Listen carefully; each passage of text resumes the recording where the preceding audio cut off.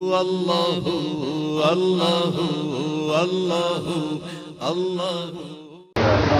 بسم اللہ الرحمن الرحیم۔ فصل فی الاستنجاء ای ھذا فصل فی بیان الاستنجاء، یہ فصل استنجے کے بیان میں ہے۔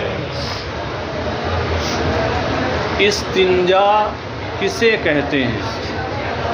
استنجا کہتے ہیں پیٹ سے نکلنے والی نجاست کو پانی وغیرہ کے ذریعے، یعنی پانی یا پتھر یا ڈھیلے سے صاف کرنا، یہ استنجا ہے۔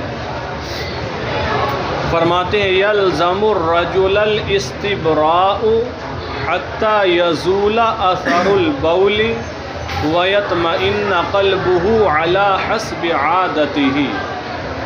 یلزم الرجل الاستبراء،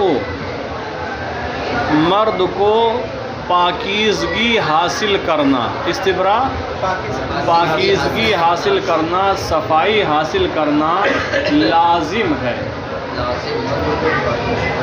یا استبراء کو استبراء کے معنی میں ہی چھوڑ دیں، مرد کو یا مرد پر استبراء لازم ہے۔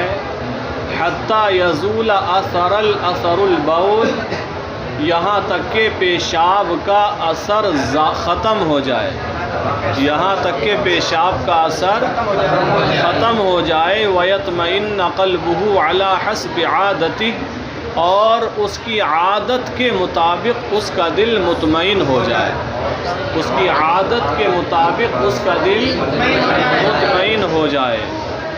اب یہ استبراء ہے کیا؟ تو استبراء آپ فقہ کی اور دوسری کتابوں میں ایک دوسرے معنی میں بھی پڑھیں گے، لیکن یہاں استنجے سے متعلق ہے یہ۔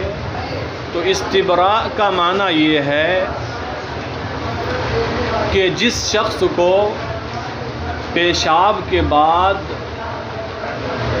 قطرے آنے کا اندیشہ ہو کہ ابھی کچھ قطرے اور آئیں گے، پیشاب رکا ہوا ہے، تو اس کو کوئی ایسا عمل کرنا کہ جس کے ذریعے پیشاب کے رکے ہوئے قطرے نکل جائیں، گر جائیں، اسے استبراء کہا جاتا ہے۔ جس شخص کو یہ پریشانی ہو اس پر استبراء واجب ہے، بلکہ یلزمو کا لفظ بولا، واجب سے بھی بڑھ کر ہے یہ۔ تو وہ ایسا عمل کرے کہ جس کے ذریعے پیشاب کے جو قطرے رکے ہوں وہ نکل جائیں، گر جائیں۔ یہ یاد رہے، پیشاب کے بعد کچھ قطرے رکے اندر اٹکے رہ جائیں، یہ ہر ایک کے ساتھ پریشانی نہیں ہوتی ہے۔ جنہیں دقت ہوتی ہے، پریشانی ہوتی ہے، ان کے ساتھ یہ معاملہ ہوتا ہے۔ جسے کوئی پریشانی نہیں، وہ پیشاب کرے، ذرا سا توقف کرے، اس کے بعد استنجا کر لے اور وہاں سے واپس آ جائے۔ لیکن جسے یہ دقت ہے، پریشانی ہے، اور جب عمر بڑھنے لگتی ہے تو یہ پریشانی لوگوں کے ساتھ آنے لگتی ہے۔ نئی عمر میں تو نہ پریشانیاں نہ بیماریاں کچھ ہوتی ہی نہیں ہیں، کھیل کود مستی یہی سب۔ تو بہرحال جسے کوئی دقت نہیں ہے اس پر استبراء لازم نہیں ہے۔ جسے یہ پریشانی ہے کہ پیشاب کے قطرے کچھ رک جاتے ہیں، اسے لگتا ہے شاید ابھی آئے گا خطرہ، تو اس پر استبراء لازم ہے۔ اس کا طریقہ کیا ہے آگے بیان کیا گیا ہے۔ اور استبراء مرد پر ہی ہے، عورت پر استبراء نہیں ہے، کیونکہ عورت کا پیشاب کا جو مقام ہوتا ہے وہاں جگہ کشادہ ہوتی ہے، اس کا پیشاب راستے میں رکتا نہیں ہے، جو بھی آنا ہے وہ آ جاتا ہے۔ تو عورت کے بارے میں فقہاء کرام نے فرمایا کہ عورت پیشاب سے فارغ ہونے کے بعد ذرا سا توقف کرے اور اس کے بعد استنجا کر لے۔ لیکن مرد جسے یہ پریشانی ہے کہ قطرات رک جاتے ہیں، اس پر استبراء لازم ہے، واجب ہے۔ مرد پر استبراء لازم ہے یہاں تک کہ پیشاب کا اثر زائل ہو جائے اور اس کی عادت کے مطابق اس کا دل مطمئن ہو جائے۔ اب استبراء کیسے کریں گے؟ استبراء کا معنی ہم بتا چکے ہیں، اما بالمشی، یا تو چلنے کے ذریعے، ابھی تنحنح یا کھکارنے کے ذریعے، اویل استجاع یا لیٹ جانے کے ذریعے پہلو کے بل، او غیر ہی یا اس کے علاوہ اور کسی طریقے سے. جو پیشاب کے قطرے رکے ہیں تو بعض لوگوں کا یہ حال ہوتا ہے کہ اگر وہ چند قدم چل لیں تو وہ قطرات آ جاتے ہیں، یا کھکاریں زور سے کھکاریں تو نسوں کا تعلق حلق سے لے کر پیشاب کی جگہ تک ہوتا ہے، تو اس طریقے سے بھی وہ رکے ہوئے قطرات آ جاتے ہیں. یا پھر کچھ لوگوں کا سسٹم ایسا ہوتا ہے پہلو کے بل آ کر لیٹ جائیں، ایسے بھی آ جاتے ہیں قطرات. یا ایک پیر پر دوسرا پیر رکھ کر زور دیں، یا اوپر کی طرف زینہ چڑھ لیں، یا اوپر ہے تو اتر لیں، اس طریقے سے بھی وہ قطرات آ جاتے ہیں. مختلف طریقے ہیں. تو ان کے لیے آسان طریقہ یہ ہے، اب پیشاب خانے میں سے نکلے گا تو پیجامے تو باندھ کر نکلے گا، اب اگر چلے گا پھرے گا تو قطرے جو آئیں گے تو پیجامے میں گریں گے. تو اس کے لیے کوئی کپڑا یا تو اندر رکھے یا ٹیشو پیپر رکھ لے کہ قطرات آئیں تو ٹیشو پیپر پہ ہی لگے. اس کے بعد اس کو نکال کر پھینک دیں اور استنجا کر لے، بعد میں وضو کر لے. تو بات سمجھ میں آ گئی؟ استبراء کس کس طریقے سے ہو سکتا ہے؟ اما بالمشی یا چلنے کے ذریعے، او التنحنح یا کھکارنے کے ذریعے، او الاستجاع یا پہلو کے بل لیٹ جانے کے ذریعے، او غیر ہی یا اس کے علاوہ اور کسی طریقے کے ذریعے ہو، لیکن جسے دقت ہے اس پر استبراء لازم ہے.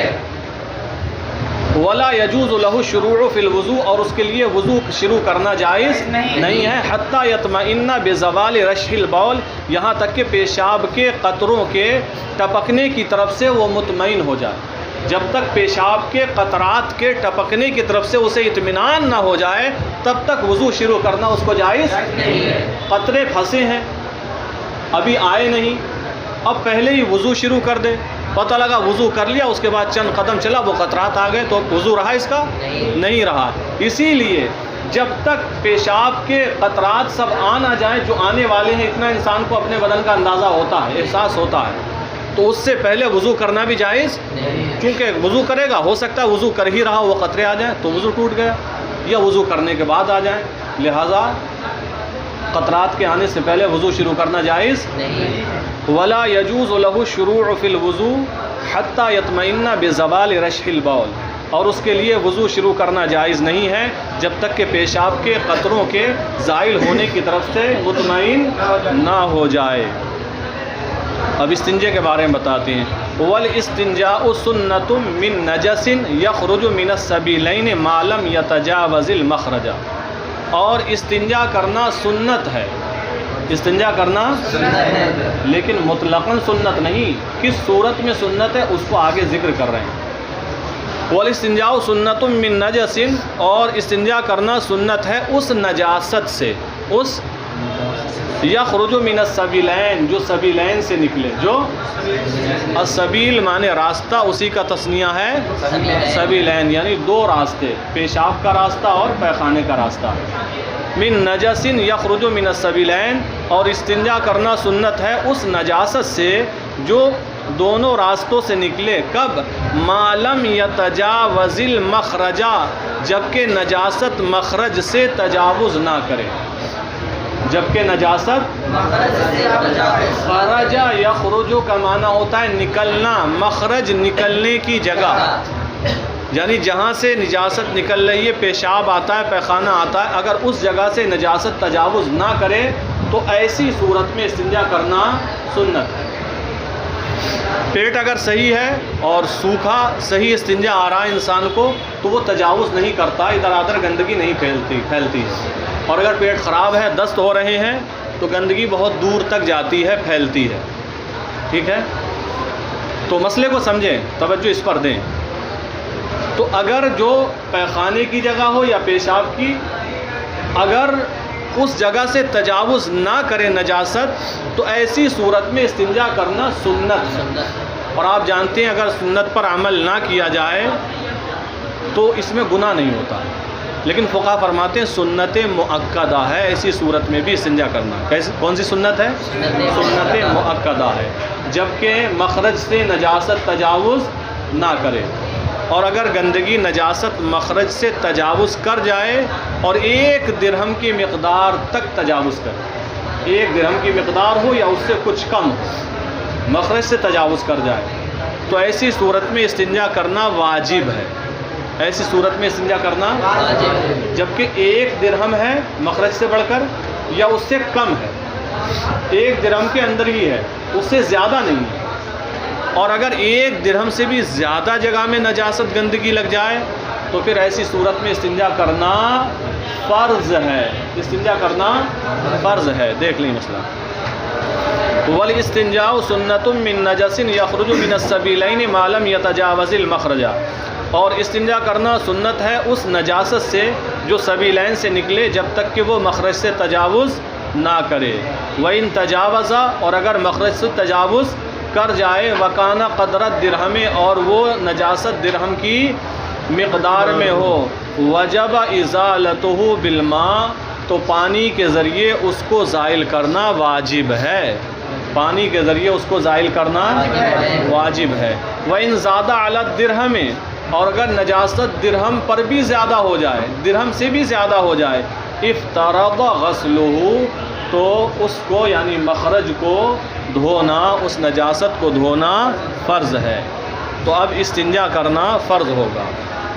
ایک بات اور سمجھ لیں یہاں جو فقہاء کرام نے بیان فرمائی، یہاں تو لکھا ہوا نہیں ہے، استنجا آپ چاہیں تو ڈھیلوں سے کریں اور اگر آپ چاہیں تو پانی سے کریں، اور اگر دونوں چیزیں استعمال کرتے ہیں تو یہ زیادہ بہتر ہے، آگے آ رہا ہے یہ۔ لیکن اگر نجاست نے مخرج سے تجاوز نہیں کیا، آپ نے ڈھیلوں سے استنجا کر لیا، ہو گیا، یا تجاوز کیا اور درہم کی مقدار تک تجاوز کیا ہے صرف، تب بھی ڈھیلوں سے استنجا کیا، ہو گیا، آپ وضو کر کے نماز پڑھ سکتے ہیں۔ اور اگر نجاست 1 درہم سے بھی زیادہ جگہ میں لگ جائے تو پھر صرف ڈھیلوں سے استنجا کرنے میں کام نہیں چلے گا، بلکہ پانی سے دھونا ضروری ہے، پانی سے دھونا ضروری ہے۔ آگے دیکھیں، ہاں اگر بالکل تجاوز نہیں کیا ہے تو بھی ڈھیلے سے کر سکتے ہیں، 1 درہم سے کم ہے یا 1 درہم تک ہے تب تک ڈھیلوں سے استنجا کر سکتے ہیں۔ اب درہم کی مقدار کیا ہے یہ بھی سمجھ لیں۔ پہلے زمانے میں ایک بڑا روپیہ آتا تھا، بڑا سا ہوتا تھا، شاید آپ لوگوں نے دیکھا ہوگا، کھجور کا پیڑ اس پر بنا ہوتا تھا یا ناریل کا پیڑ ہوتا تھا، شاید ناریل کا پیڑ ہوتا تھا، تو تقریباً اتنا ہوتا تھا وہ۔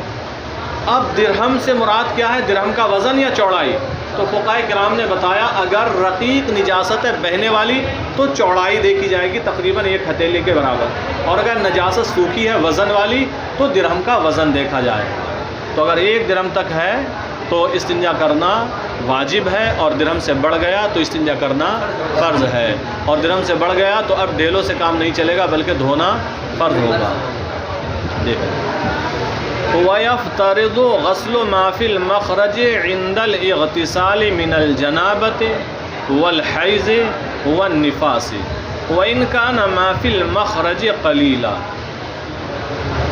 وَيَفْتَرِضُ غَسْلُ مَا فِي الْمَخْرَجِ، اور جو مخرج میں ہے اسے دھونا فرض ہے، عند الاغتسال من الجنابہ، غسل جنابت کے وقت، والحیض، اور غسل حیض کے وقت، والنفاس، اور غسل نفاس کے وقت۔ جو کچھ مخرج میں ہے، مخرج کا معنی سمجھ گئے نا، نکلنے کی جگہ، جو کچھ مخرج میں ہے اس کو دھونا فرض ہے غسل جنابت کے وقت۔ جنابت کہتے ہیں انسان جنوبی ہو گیا، مان لیجئے سویا ہوا تھا، خواب کچھ دیکھا، اسے احتلام ہو گیا تو جنابت ہو گئی ہے، وہ جنوبی ہے۔ اب اگر سونے کے بعد مخرج میں جہاں سے منی خارج ہوئی اس میں اگر کچھ نجاست گندگی باقی ہے تو اس کو نکالنا دھونا یہ واجب ہے، اسی لیے حکم دیا جاتا ہے احتلام کے بعد انسان پیشاب کر لے۔ جب پیشاب کرے گا تو جو کچھ بھی رکا ہوا ہے وہ سب باہر آ جائے گا، ٹھیک ہے؟ تو اسی کو بتا رہے ہیں کہ جو کچھ مخرج میں ہے بوقت غسل جنابت اس کو دھونا واجب ہے۔ پیشاب جہاں سے کیا وہاں اس کے آس پاس یا کچھ اندر تک اگر گندگی نجاست ہے تو اس سب کو دھونا فرض ہے۔ یا عورت غسل کرنے گئی، حیض سے فارغ ہوئی تھی لیکن مخرج میں راستے میں کچھ خون ہے رکا ہوا تو اس خون کو دھونا صاف کرنا فرض ہے۔ یا نفاس سے فارغ ہوئی تھی بچہ پیدا ہونے کے بعد، جو مخرج میں راستے میں جو بھی گندگی نجاست ہے اس کو دھونا فرض ہے، وہی بتا رہے ہیں۔ وَيَفْتَرِضُ غَسْلُ مَا فِي الْمَخْرَجِ عِنْدَ الْاغْتِسَالِ مِنَ الْجَنَابَةِ، اور غسل جنابت کے وقت مخرج میں جو کچھ ہو اسے دھونا فرض ہے. من الجنابہ پر ہی عطف ہے، والحیض، اور غسل حیض کے وقت مخرج میں جو ہو اسے دھونا، والنفاس، اور غسل نفاس کے وقت مخرج میں جو کچھ ہو اسے دھونا. وَإِنْ كَانَ مَا فِي الْمَخْرَجِ قَلِيلًا، اگرچہ جو کچھ مخرج میں ہے وہ قلیل ہو، تھوڑا سا ہی ہو، تب بھی اس کو دھونا فرض ہے. بات سمجھ میں آ گئی؟ مسئلہ سمجھ گئے؟ آگے دیکھیں، استنجے کا بیان چل رہا ہے نا. مان لیجئے انسان پیخانے سے فارغ ہوا، اب استنجا کیسے کرے؟ جیسے وہ جنگل میں ہے، پانی نہیں ہے، تو پتھر استعمال کرے گا یا ڈھیلے استعمال کرے گا یا کوئی اور چیز، اس کے بارے میں فرمایا وَأَن يَسْتَنْجِيَ بِحَجَرٍ مُنَقٍّ وَنَحْوِهِ. وَأَن يَسْتَنْجِيَ، اور وہ استنجا کرے، بحجرٍ، پتھر سے، منقٍ، اس کی صفت ہے صاف کرنے والے پتھر سے، ایسے پتھر سے جو استنجے کی جگہ کو صاف کر دے. وَنَحْوِهِ، اور اس جیسی چیز، پتھر جیسی چیز، جیسے ڈھیلا ہے اور دوسری چیزیں. اور مرد، اس میں عورت بھی شامل ہے، صیغہ ہے واحد مذکر غائب کا. اور استنجا کرنے والا صاف کرنے والے پتھر سے یا اس جیسی چیز سے استنجا کرے. تو استنجا پتھر سے کرنا جائز ہے، چاہے نجاست نے تجاوز نہ کیا ہو یا 1 درہم تک تجاوز کیا ہو، لیکن اگر 1 درہم سے بڑھ گئی تو دھونا فرض ہے. وَالْغَسْلُ بِالْمَاءِ أَحَبُّ، ڈھیلے سے استنجا کرنا، پتھر سے کرنا، کپڑے سے پوچھنا جائز تو ہے. ٹیشو سے بھی اسی حکم میں آئے گا، ڈھیلے کے ٹیشو سے استنجا کرنا بھی. تو فرماتے ہیں وَالْغَسْلُ بِالْمَاءِ أَحَبُّ، اور پانی سے دھونا زیادہ پسندیدہ. پانی سے دھونا، چونکہ پانی استعمال کرنے میں صفائی پورے طریقے سے ہوتی ہے. ڈھیلے، استنجے، ٹیشو پیپر سے پورے طریقے سے صفائی نہیں ہوتی ہے. جو انسان کے بدن میں حرارت ہوتی ہے، گرمی ہوتی ہے، وہ اپنے اوپر لگی ہوئی چیزوں کو اندر کو چوستا ہے، یہ بدن کیچ کرتا ہے. تو کچھ گندگی وہ ہوتی ہے ڈھیلے سے پوچھنے میں، ٹیشو پیپر سے پوچھنے میں رہ جاتی ہے.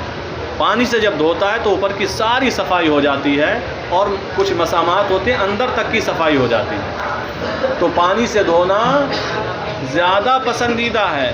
وَالْأَفْضَلُ الْجَمْعُ بَيْنَ الْمَاءِ وَالْحَجَرِ، اور افضل تو پانی اور پتھر کو جمع کرنا ہے. یہ نہیں یہاں پانی رکھا یہاں پتھر رکھ دیے، بلکہ پہلے ڈھیلا یا پتھر استعمال کرے استنجے کے لیے اور پھر پانی سے استنجا کرے. یہ سب سے بہتر ہے، دونوں چیزیں استعمال ہو جائیں گی. اور افضل پانی اور پتھر کو جمع کرنا ہے. مطلب سمجھ میں آ گیا؟ پہلے ڈھیلے یا پتھر سے استنجا کرے، اس کے بعد پانی سے استنجا کرے. تو کیسے کرے بتا بھی دیا. فَيَمْسَحُ، تو پوچھے، ڈھیلا ہو تو ڈھیلے سے، پتھر ہو تو پتھر سے. ثُمَّ يَغْسِلُ، پھر دھلے پانی سے. وَيَجُوزُ أَن يَقْتَصِرَ عَلَى الْمَاءِ أَوِ الْحَجَرِ، وَيَجُوزُ، اور جائز ہے، أَن يَقْتَصِرَ عَلَى الْمَاءِ، کہ صرف پانی پر اختصار کرے، یعنی صرف پانی سے انسان دھل لے، یہ بھی جائز ہے. أَوِ الْحَجَرِ، یا صرف پتھر پر اختصار کرے، یعنی صرف پتھر سے استنجا کر لے، یہ بھی جائز ہے. لیکن کون سی صورت میں پتھر ڈھیلے سے جائز نہیں ہے؟ جبکہ نجاست 1 درہم سے تجاوز کر جائے. وَالسُّنَّةُ إِنْقَاءُ الْمَحَلِّ، اور سنت ہے محل نجاست کو صاف کرنا. انقاء کا معنی صاف کرنا، اور سنت ہے محل نجاست کو صاف کرنا. وَالْعَدَدُ فِي الْأَحْجَارِ مَنْدُوبٌ، اور پتھروں میں جو تعداد ہے وہ مستحب ہے. پتھروں میں جو تعداد ہے وہ مستحب ہے. لا سنت مؤکدۃ، سنت مؤکدہ نہیں ہے. یہاں سے یہ مسئلہ بتا رہے ہیں کہ فرمایا گیا کہ انسان جب ڈھیلے یا پتھر سے استنجا کرے تو 3 طاق عدد استعمال کرے، 3 ہو یا 5 ہو یا 7 ہو. تو فرماتے اصل مقصد یہ ہے کہ محل نجاست صاف ہو جائے، اور پتھروں کی جو تعداد 3 یا 5 یا 7 بتائی گئی ہے یہ مستحب ہے، سنت مؤکدہ نہیں ہے، بلکہ یہ تعداد کیا ہے؟ مستحب ہے. کیونکہ حدیث پاک ہے، حضور صلی اللہ علیہ وسلم نے ارشاد فرمایا جو پتھر وغیرہ سے استنجا کرے تو تو وہ طاق عدد استعمال کرے، 3 ہو یا 5 ہو یا 7 ہو۔ تو جس نے ایسا کیا اس نے اچھا کام کیا، اور جس سے اس پر عمل نہیں ہو پایا یعنی طاق عدد استعمال نہیں کیا تو فرمایا اس پر بھی کوئی حرج نہیں ہے۔ لہٰذا طاق عدد استعمال کرنا کیا ہے؟ مستحب ہے۔ وَالسُّنَّةُ إِنْقَاءُ الْمَحَلِّ، اور سنت تو محل نجاست کو صاف کرنا ہے۔ وَالْعَدَدُ فِي الْأَحْجَارِ مَنْدُوبٌ، اور پتھروں میں جو تعداد کا ذکر ہے وہ مستحب ہے، لا سنت مؤکدہ، نہ کہ سنت مؤکدہ۔ فَيَسْتَنْجِي بِثَلَاثَةِ أَحْجَارٍ نُدُبًا، تو بطور استحباب 3 پتھروں سے استنجا کرے، یعنی مستحب کیا ہے؟ 3 پتھروں سے استنجا کرے۔ ان حصلت تنظیف بما دونہا، اگرچہ پاکیزگی اور صفائی ان کے بغیر حاصل ہو جائے، ان سے کم میں حاصل ہو جائے، 2 ہی پتھروں میں محل نجاست صاف ہو گیا، صفائی طہارت حاصل ہو گئی، تب بھی مستحب کیا ہے؟ کم سے کم 3 پتھروں کو استعمال کریں، یہ مستحب ہے، سنت مؤکدہ نہیں ہے۔ وَإِنْ حَصَلَت تنظیف بما دونہا، اگرچہ تنظیف صفائی ان سے یعنی 3 سے کم میں ہو جائے۔ وَكَيْفِيَّةُ الاستنجاء، اور استنجے کا طریقہ یہ ہے، أَن يَمْسَحَ بِالْحَجَرِ الْأَوَّلِ مِنْ جِهَةِ الْمُقَدَّمِ إِلَى خَلْفٍ، کہ پہلے پتھر سے آگے کی طرف سے پیچھے کو صاف کرے، آگے کی طرف سے پیچھے کو صاف کرے۔ دیکھیں مسئلہ توجہ کے ساتھ سنیں، یہ جو بیان کرنے جا رہے ہیں اس کو آپ سمجھ لیں۔ پہلے یہاں یہ فرمایا مرد کے استنجا کرنے کی کیفیت اور طریقہ بتا رہے ہیں۔ فرماتے ہیں کہ اگر خصیے لٹکے ہوئے ہیں، کتاب میں لکھا ہوا ہے وہ بتانا بھی ہے، جیسا کہ گرمی کے موسم میں ہوتا ہے انسان کا بدن چمڑا کھال ڈھیلی پڑتی ہے، یا گرمی کے علاوہ بھی اگر یہ کیفیت ہے تو فرمایا جب ڈھیلا استعمال کرے تو محل نجاست میں آگے کی طرف رکھے اور کھینچ کر پیچھے کی طرف لے جائے۔ کیوں؟ اگر پیچھے سے پہلا ڈھیلا پتھر لاتا ہے تو جو لٹکے ہوئے حصے ہیں ان میں اگر ٹچ ہوا تو نجاست وہاں لگ جائے گی، تو گندگی صاف کر رہا تھا، ہٹا رہا تھا، تو پتہ لگا یہ تو اور بڑھ گئی۔ تو فرمایا کہ اگر لٹکے ہیں، یہ وقت ہے، ایسا زمانہ ہے، تو پہلا ڈھیلا آگے سے پیچھے کی طرف لے جائے، اور دوسرا پیچھے سے آگے کی طرف، اور تیسرا پھر سے آگے سے پیچھے کی طرف لے جائے۔ یہ اس گرمی وغیرہ کے زمانے کے حساب سے حکم ہے۔ اور اگر سردی کا موسم ہے، لٹکے ہوئے نہیں ہے، تو اس کا برعکس کر لے، پلٹ لے، پہلا ڈھیلا پیچھے سے آگے کی طرف لائے، دوسرا آگے سے پیچھے کی طرف کھینچ کے لے جائے، تیسرا پیچھے سے پھر سے آگے کی طرف لائے۔ یہ مرد کا حکم ہے چمڑے کے ڈھیلے ہونے اور نہ ہونے کے اعتبار سے۔ اور عورت کے لیے حکم یہ ہے ہر موسم میں، چونکہ وہاں کھال کا ڈھیلا ہونا، لٹکنا یہ سب نہیں پایا جاتا، یہ چیز ہے ہی نہیں وہاں، تو عورت کے لیے حکم ہمیشہ یہ ہے کہ پہلا ڈھیلا وہ آگے سے پیچھے کی طرف لے جائے، آگے سے، اور دوسرا پیچھے سے آگے کی طرف، اور تیسرا پھر سے آگے سے پیچھے کی طرف لے جائے۔ یہ حکم عورت کے لیے۔ دیکھیں وَكَيْفِيَّةُ الاستنجاء، اور استنجے کا طریقہ یہ ہے، أَن يَمْسَحَ بِالْحَجَرِ الْأَوَّلِ، کہ پہلے پتھر سے پونچھے، من جہت المقدم، آگے کی طرف سے، الی خلف، پیچھے کی طرف، وبالثانی من خلف الی قدام، اور دوسرے پتھر سے پیچھے سے آگے کی طرف، وبالثالث من قدام الی خلف، اور تیسرے پتھر کے ذریعے آگے سے پیچھے کی طرف۔ کب؟ وہی بتا رہے، ان کانت الخصیۃ مدلاتن، اگر خصیے لٹکے ہوئے ہوں، یہی ترجمہ اس کا ہے۔ وَإِن كَانَتْ غَيْرَ مُدَلَّاتٍ، اور اگر لٹکے ہوئے نہ ہو، يَبْتَدِئُ مِنْ خَلْفٍ إِلَىٰ قُدَّامٍ، تو وہ ابتدا کرے پیچھے سے آگے کی طرف۔ باقی آپ سمجھ گئے، اب عورت کا بیان۔ وَالْمَرْأَةُ تَبْتَدِئُ مِنْ قُدَّامٍ إِلَىٰ خَلْفٍ، اور عورت ابتدا کرے آگے سے پیچھے کی طرف، خشیۃ تلویث فرجہا، اپنی فرج کے ملوث ہونے کے خوف کی وجہ سے۔ کیونکہ اگر عورت پہلا پتھر ڈھیلا پیچھے سے کھینچ کر آگے کی طرف لائے تو یہاں بھی یہ خوف ہے کہ اس کی شرمگاہ پر آگے والے پیشاب کے حصے پر گندگی لگ جائے. تو اس لیے عورت کے لیے بھی حکم ہے ہمیشہ کہ پہلا ڈھیلا آگے سے کھینچ کر پیچھے کی طرف لے جائے.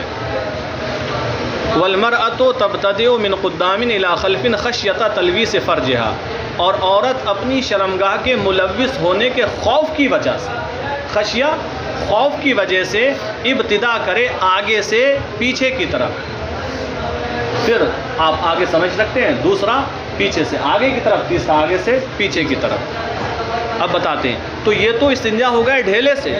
بہتر کیا ہے پہلے ڈھیلا استعمال کرے پھر پانی. فرماتے ہیں جب استنجا ڈھیلے سے کر لے ثم یغسل یدہ اولا بالماء، پھر اپنے ہاتھ کو پہلے پانی سے دھلے، پہلے پانی سے دھلے. ثم یدلک المحل بالماء بباطن اصبع او اصبعین او ثلاث ان احتاج. ثم یدلک المحل بالماء، پھر محل نجاست کو ملے بالماء پانی سے، یعنی پانی سے دھلے. کیسے؟ بباطن اصبعین، ایک انگلی کے باطنی حصے سے، مان لیجئے یہی لے لیجئے، او اصبعین یا دو انگلیوں کے، یا یہ لے لیجئے دو، او ثلاثن یا تین انگلیوں کے، ایک انگلی کے یا دو انگلیوں کے یا تین انگلیوں کے باطنی حصے سے نجاست کی جگہ کو ملے. یہ جو شہادت کی انگلی ہوتی ہے، بائیں ہاتھ سے استنجا ہوتا ہے، اس کو بچا لو. زیادہ سے زیادہ تین انگلیوں سے. کب کہتے ہیں؟ ان احتاجہ، اگر حاجت ہو تین انگلیاں استعمال کرنے کی تو تین انگلیوں سے محل نجاست کو ملے. وَيُصَعِّدُ الرَّجُلُ إِصْبَعَهُ الْوُسْطَى عَلَى غَيْرِهَا، وَيُصَعِّدُ چڑھانا بلند کرنا، وَيُصَعِّدُ الرَّجُلُ اور مرد بلند کرے، إِصْبَعَهُ الْوُسْطَى اپنی بیچ والی انگلی کو، بیچ والی انگلی کو بلند کرے، آگے اٹھائے اس کو، عَلَى غَيْرِهَا اس کے علاوہ پر، فی ابتداء الاستنجا استنجے کی ابتدا میں. جب استنجا شروع کرے پانی سے تو کون سی انگلی کو بلند کرے؟ اس انگلی کو اوپر اٹھائے. ٹھیک ہے، تو اس کے ذریعے دھوئے، اس کا جو حصہ ہوگا وہ صاف ہو جائے گا.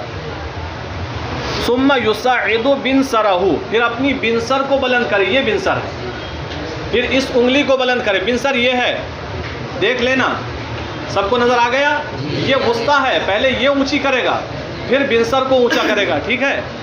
ثم یصعد بنصرہ، پھر اپنی بنصر کو اونچا کرے.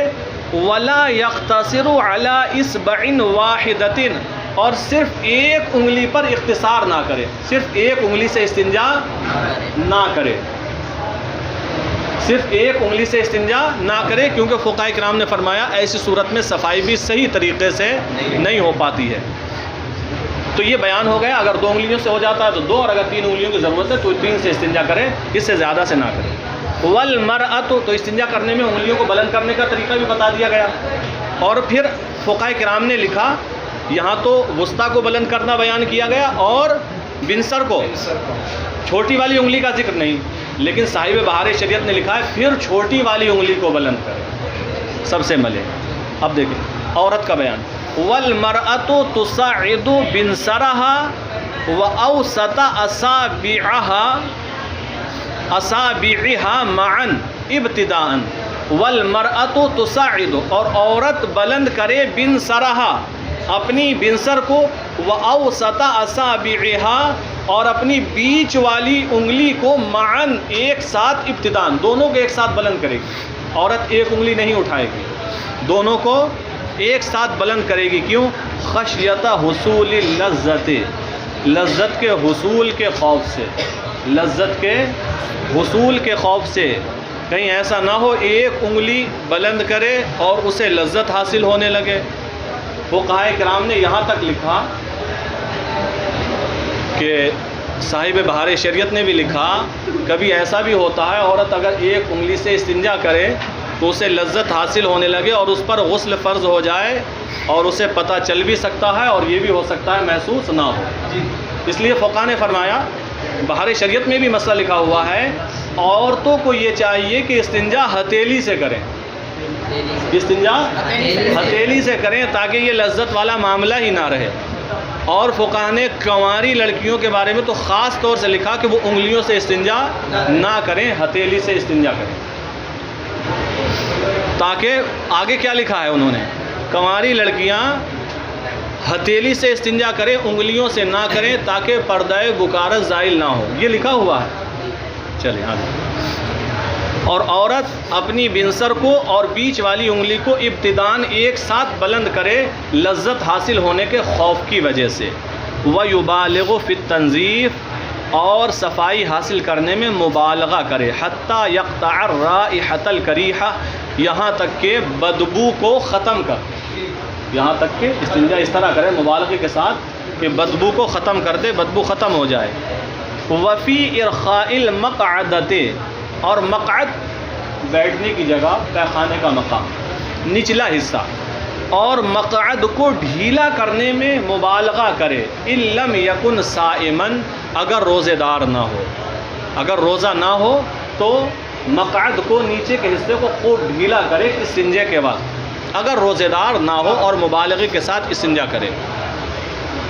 फ़इज़ा फ़रग़ा, तो जब इस्तिंजे से फारिग हो जाए, गसल यदहु सानियन, दोबारा अपने हाथ को धो ले। व नशफ़ मक़अदतहु, और अपने मक़अद को साफ़ करे क़ब्लल क़ियाम, खड़े होने से पहले पोंछ ले। इन कान साइमन, अगर रोज़ेदार हो। तो रोज़े के बारे में आपने मसला सुना होगा, शायद पढ़ा होगा। अगर रोज़ेदार है तो इस्तिंजा करने में ज़्यादा मुबालगा ना करें, चूँकि नीचे के मकाम से भी पानी अंदर जा सकता है और रोज़ा टूट जाएगा। तो अगर रोज़ा है तो ज़्यादा ढीला करके मुबालगे के साथ इस्तिंजा ना करें। और अगर रोज़ेदार है तो उसके पास कोई ऐसा कपड़ा या टिश्यू पेपर होना चाहिए। ये मसले मालूम होना चाहिए। कुछ चीज़ें ऐसी होती है शर्माने में रह जाते हैं, ना पढ़ते हैं ना पूछते हैं, फिर कोई पूछ ले तो जवाब दे नहीं पाते हैं। सबसे आसान तरीके, कपड़े कौन रखेगा, कौन लिए फिरेगा, कौन टॉयलेट में रख कर आएगा। घर अगर है, हाँ वो हो सकता है, एक हैंगर लगा है, उसमें एक तौलिया टांग दें इस्तिंजा का पानी पोंछने के लिए, वरना आसान है। टिश्यू पेपर एक जेब में रखा है, एक ले गए। रमज़ान का महीना, इस्तिंजा से फारिग हुए, जगह को आपने टिश्यू पेपर से पोंछा और वहीं पर आपने उसको डाल दिया। तो अगर रोज़े की हालत में हो तो पैखाने के मकाम को, मक़अद को ढीला ना करे, और फारिग होने के बाद पानी भी किसी कपड़े से, टिश्यू पेपर से, किसी भी चीज़ से पोंछ दे। और अगर रोज़ेदार ना हो तो ढीला करके धोए, खूब धोने में मुबालगा करें। बात